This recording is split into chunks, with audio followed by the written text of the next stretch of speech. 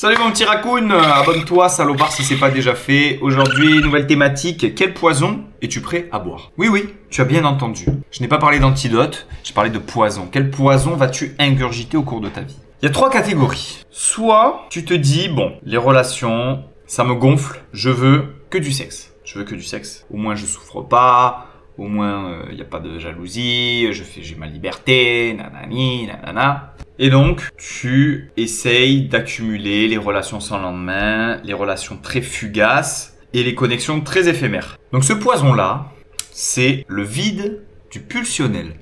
C'est une vie sans amour que tu as dédiée à te vider. C'est exactement ça. Tu te dis, voilà, moi mon truc c'est le sexe. Je me coupe de toute relation, mais je me mets aussi en sécurité de tous les manques de loyauté qu'on pourrait me faire, de tous les coups bas, de tous les problèmes, de toutes les pensions alimentaires si je fais un marmot, de plein de trucs. Voilà. Je suis vraiment que sur le sexe. Voilà, ça c'est la première solution. Tu peux choisir ça dans ta vie. Quel est le point négatif de ce poison? Parce que tu verras que tu es baisé, quoi qu'il arrive. Donc ce poison-là, comme il s'appelle le vide du pulsionnel, que tu vas agir sous la pulsion, et bien en fait il y a le mot vide. Qu'est-ce que ça veut dire? Ça veut dire que tu vas consommer des femmes, coucher avec des femmes, elles aussi vont consommer. Et à la fin de cette consommation, eh bien il y aura un vide. Parce que au début ça va te plaire, 1 semaine, 2 semaines, 3 mois, 1 an, 2 ans, les années vont passer, et puis tu vas te dire merde, j'ai rien construit, j'ai pas d'enfant. J'ai pas ci, j'ai pas ça. Tu vas regretter. Après l'acte sexuel, tu vas te remettre en question. Tu vas tourner dans le lit. Tu vas te dire putain, là est-ce que j'ai pas un peu abusé? Est-ce que ça fait pas trop longtemps que ça dure? Cas de conscience. Deuxième poison, la frustration du contrôle. Alors celle-là, elle est assez intéressante. Je me situe un peu là-dedans. Disons que vous allez voir que je pense que durant votre vie, vous allez jongler avec ces 3. De toute façon, il n'y en a pas de 4e, je pense pas. La frustration du contrôle, comme son nom l'indique, tout est dans le contrôle. Donc, on a conscience que l'amour est une fumisterie, que c'est quelque chose d'éphémère, que malgré toutes les valeurs et tous les principes qu'on peut avoir, on est baisé. Vous le savez, si vous avez une femme ou vous avez un mari, vous savez très bien que tôt ou tard, il va développer du désir pour une tierce personne. C'est comme ça. Peu importe ses valeurs. Il peut croire dur comme fer en ce que vous voulez, en l'amour, en tout ce que vous voulez. Il sait que tôt ou tard, il sera baisé, ce n'est qu'une question de temps. Il y aura une séparation, c'est comme ça, c'est statistique. Voilà, me dites pas, oui, moi, ma grand-mère et mon grand-père, j'en ai rien à battre, ok, de votre grand-père. Donc, quel est le problème de la frustration du contrôle? C'est que on se contrôle autant sur la recherche de l'âme sœur, de la relation sérieuse, etc., que sur les relations plus pulsionnelles, que les relations plus éphémères, comme on a vu sur le numéro 1. Donc, on va se mettre des barrières pour ne pas coucher avec des femmes. Moi, par exemple, j'ai l'occasion de coucher avec des femmes. Des fois, je ne couche pas avec certaines femmes, quitte à me remettre en question sur ma sexualité. Je rigole.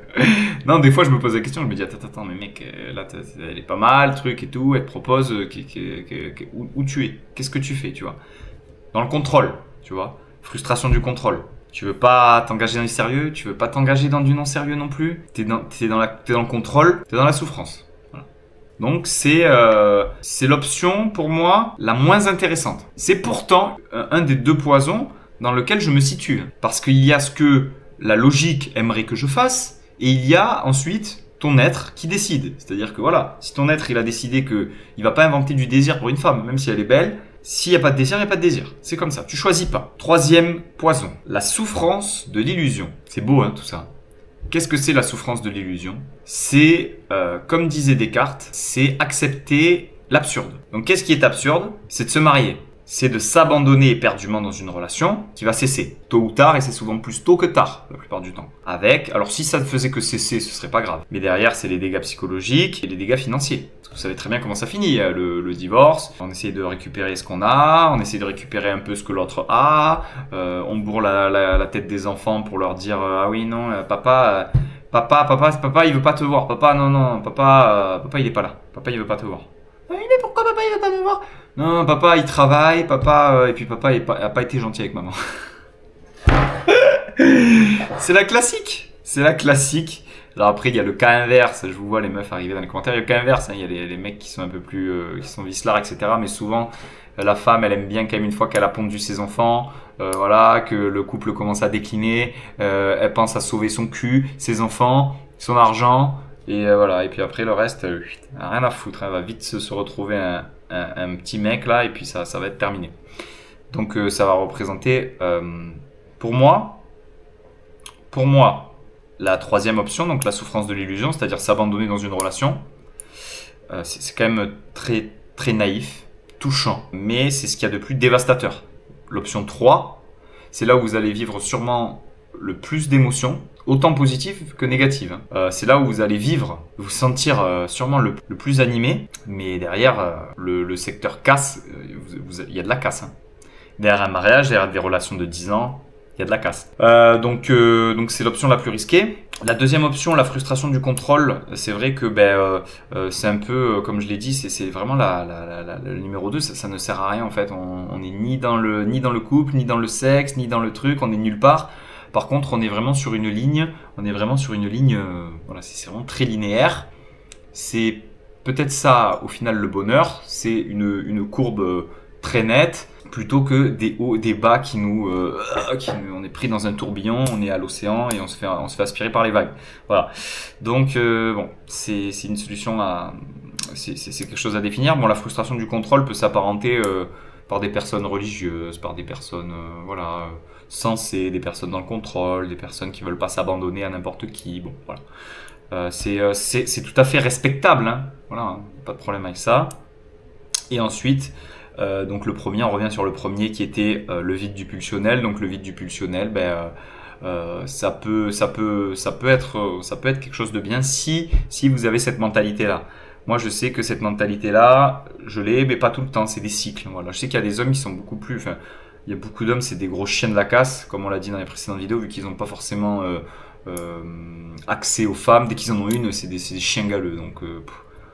Donc franchement, être comme ça, je sais pas si c'est bien non plus. Donc voilà, je suis un peu au milieu de tout ça. Je sais que la troisième, la souffrance de l'illusion, je sais que j'y suis plus du tout. Après, je me ferais bien pigeonner par une meuf un jour ou l'autre, comme tout le monde. Ça fait quelques années quand même que c'est pas arrivé, j'espère que ça continuera.